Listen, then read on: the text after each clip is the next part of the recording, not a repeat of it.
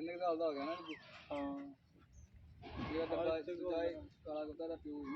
ਉਹ ਜ਼ਿਆਦਾ ਇਹਦੇ ਨਾਲ ਉਹ ਆਪਾਂ ਜਦੋਂ ਲਿਆਂਦਾ ਉਦੋਂ ਹੀ 2-2.5 ਸਾਲ ਦਾ ਹੋਣਾ 2 ਕਿਲੋ ਆਪਾਂ ਲਿਆਂਦਾ ਉਦੋਂ ਹੀ ਇੰਨਾ ਕੁ ਤਾਂ ਗਏ ਉਹ ਹੋਣਾ ਆਪਣਾ ਮੇਰੇ ਤਾਂ ਹੋਣਾ 5-6 ਸਾਲ ਦੀ ਲੱਗ ਹੋਣਾ ਵੱਧ ਹੀ ਹੋ ਗਿਆ ਨਾ ਬਹੁਤ ਵਧੀਆ ਸੋਹਣਾ ਕੁੱਤਾ ਹਾਂ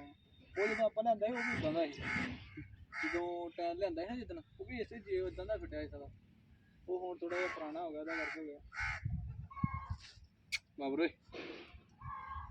ਤਾਂ ਬੜਾ ਤੜਾ ਰਿਹਾ ਭਾਲੂ ਲਾ ਰਿਹਾ ਉਹ ਤੇ ਮੋਟਰਸਾਈਕਲ ਤੇ ਆਉਣਾ ਗੱਡੀ ਤੇ ਮੇਰੇ ਖਿਆਲ ਨਾਲ ਗੱਡੀ ਤੇ ਚਲੋ